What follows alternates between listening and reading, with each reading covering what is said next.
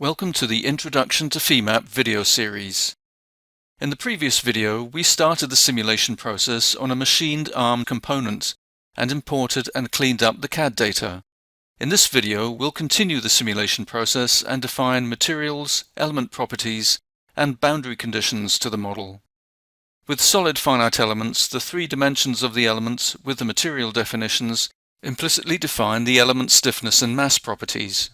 However, with the two-dimensional plate and one-dimensional beam elements, further element properties must be defined, such as plate thicknesses and beam cross-sectional dimensions, etc. The property hierarchy is such that the elements refer to element properties, which in turn refer to material properties, so we have to define both element and material properties. So first of all, we'll create the material data, aluminum alloy in this case. To create a material, expand the model tree in Femap's Model Info pane and right-click on the material object. From the context-sensitive menu, select New. Note that in the Define Material dialog box, you can change the material type from the default isotropic to one of the many material types supported by Femap.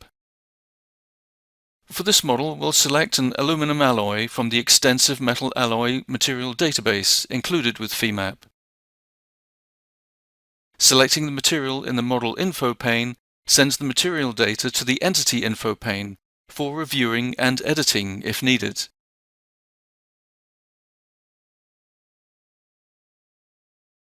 To create an element property, right-click on the property object in the Model Info pane and select New. To change the property type to a solid from the default plate element type, click the Element Property Type button in the Define Property Type dialog box and set the element type to solid in the Element Property Type dialog. Select the material that we defined previously for the solid element property and supply a descriptive title to complete the property creation. Next, we'll define the loads and constraints, which can either be applied to geometry or directly to a finite element mesh in Femap.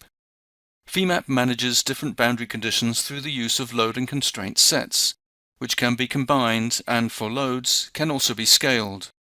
To create a load set, right-click on the Loads object and select New. Enter a descriptive name for the load and click OK. Expand both the loads and the newly created load set objects. Right-click Load Definitions and select On Surface from the menu. Note that you can select through the part to select the surfaces that the load is to be applied to. You can select the Preview button in the Entity Selection dialog box to highlight and check what you've selected before clicking OK. In the Create Loads on Surface dialog, add a title and change the load type to bearing force. Enter a value for the bearing load, which in this case is 500. Deselecting the Normal to Surface option changes the load from radial to directional. After clicking OK, we'll define the direction of the bearing load.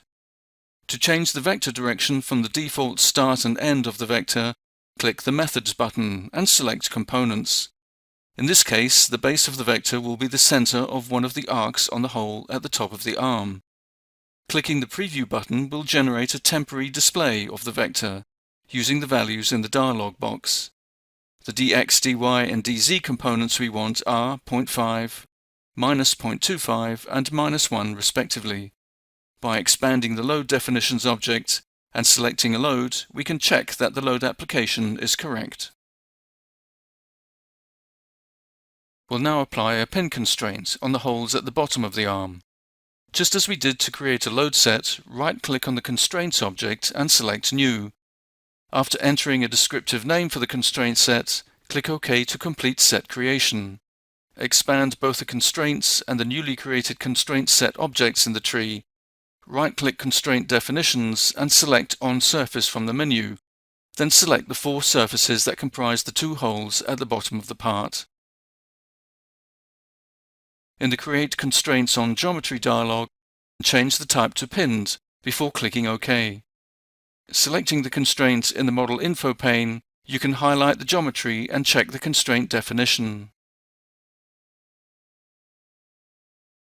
In the next video, we'll move on and mesh the geometry to create the finite element model. Then set up the analysis parameters and output requests for the NX Nastran solver. Don't forget that in Femap's help system you have access to a number of worked examples that you can step through, and there is a link to the Femap community, where you can network with other Femap users and post questions. There are also numerous other videos available that demonstrate Femap's capabilities, and these are available on the Femap website under Femap Videos. To reach this page, and for further information about Femap, visit siemens.com/plm/Femap.